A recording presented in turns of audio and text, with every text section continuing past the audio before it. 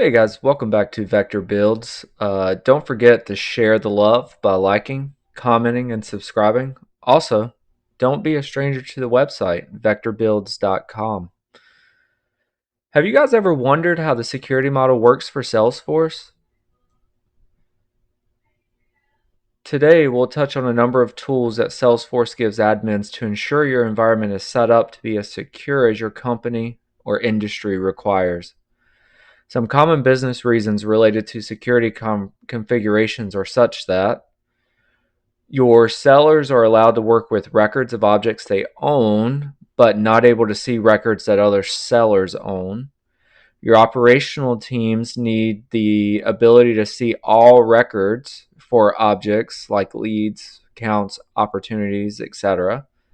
Your sales leaders need to see records that are owned by salespeople that report up to them, and your offshore team needs to only see records that are not sensitive in nature. Most of this occurs with government customers or other commercial customers that have defined sensitivity to offshore individuals having access to how that company does business with you.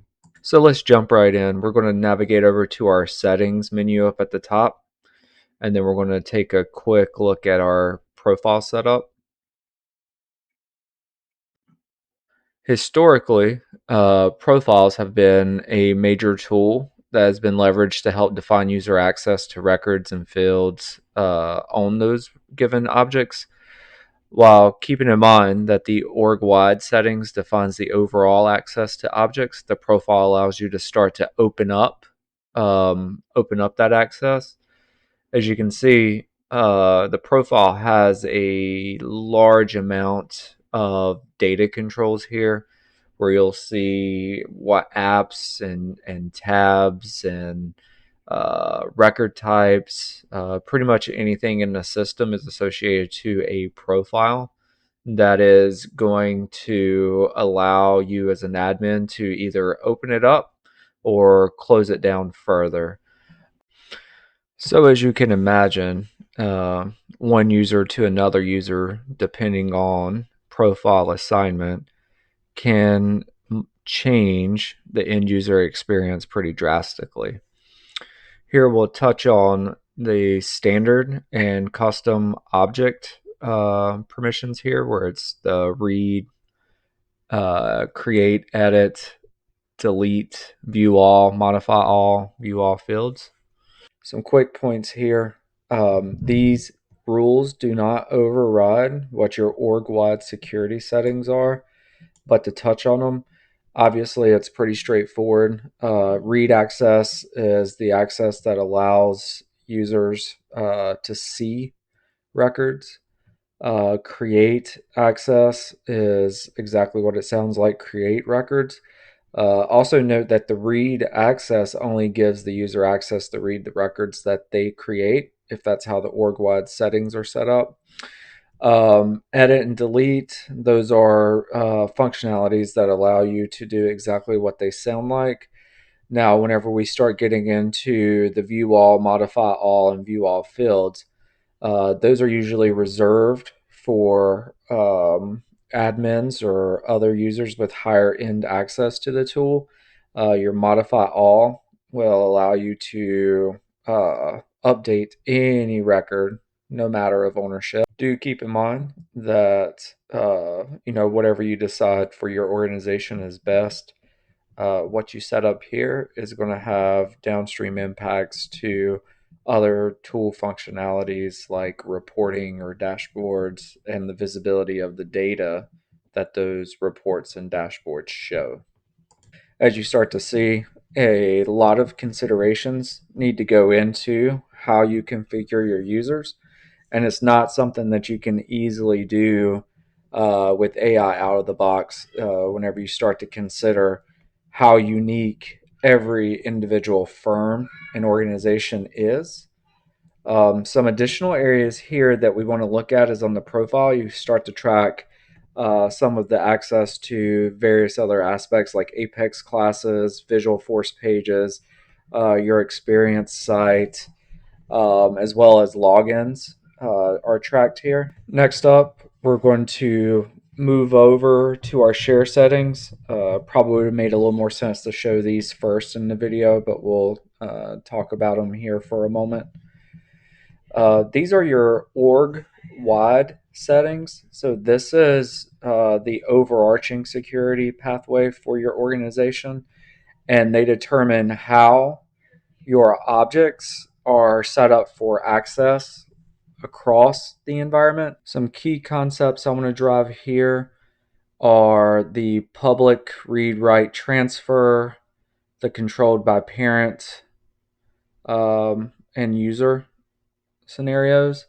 So when you see those values in your access columns in the middle there, your public read write transfer allows for everyone to see and allows for the writing or the editing of the records. And the controlled by parent, you see that occurs a lot of times on the account object, to where its access generally controls the related records like the contact and the opportunities. And then you'll notice on the far right side, the grant access using hierarchies. This is the method that allows a sales leader or a leader of a group of users to have the access to see all records that those users underneath the hierarchy have access to modify and see. Take a quick look under the hood here. We'll double click into the lead section. You can see the access across the defaults up at the top. And then you'll see some other settings there for groups, secure guest records, and all those items there as well that you could configure. The key things I want to highlight are going to be related to sharing rules and profiles that override. You'll notice that you have the ability, or out of the box, you have profiles that override, and you'll see the system administrator is one of those profiles that override the standard org-wide settings. And then for your sharing rules, these are going to allow you to expand access to specified user groups.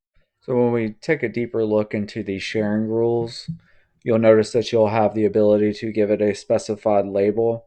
And you're able to do this by public groups, roles, or roles and subordinates. And you can give them the access of read only or read write. This is your mechanism in which you're able to expand. You can do it based on record owner, or you can do it as I'm showing based on the criteria filters, where you can, navigate various field level data to determine that user's access. Since we've yet to modify this environment's fields on their objects, just keep in mind these can be standard out of the box fields that come from Salesforce, or they can be determined by your organization yourself. Some of these can be related to sensitivity metrics, like we mentioned earlier, flags on records that can be used to determine these access points. Perhaps you leverage a value of 1 or 10, and those values determine your sensitivity of your records, and you can append those across your user record as well as your standard object records, and that can help drive your security model. Next up, let's talk briefly about permission sets. They're similar to what we've seen in the profile setup. They allow you to determine if certain classes of users that own this permission set have the ability to view certain fields or modify objects, those types of settings.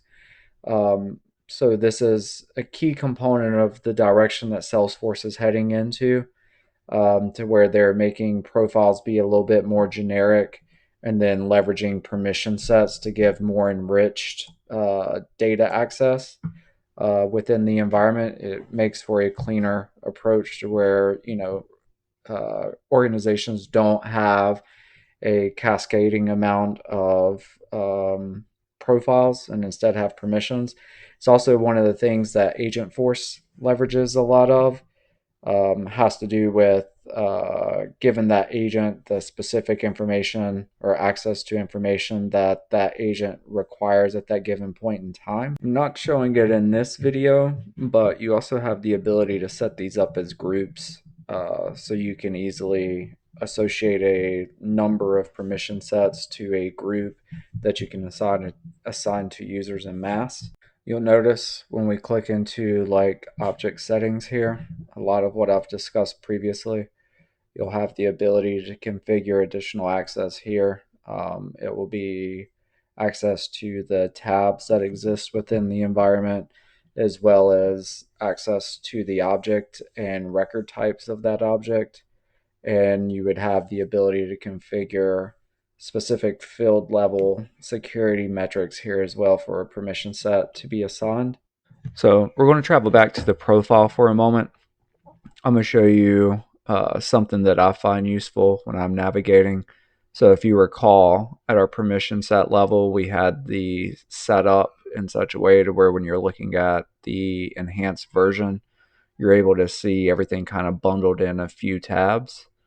To do that at the profile level, you go to that user management settings and turn on that enhanced view there for profile. And now whenever you go to your profiles, you have a more condensed way to go and configure the permission sets here, where it's not looking at that wall of configurations, right? This makes it a little neater and cleaner for you to navigate through. And with that, it brings us to the close of this vector build session. Don't forget, share the love by liking, commenting, and subscribing.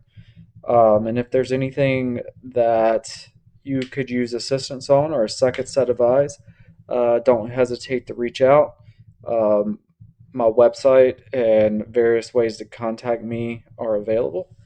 Until our next video, talk to you soon.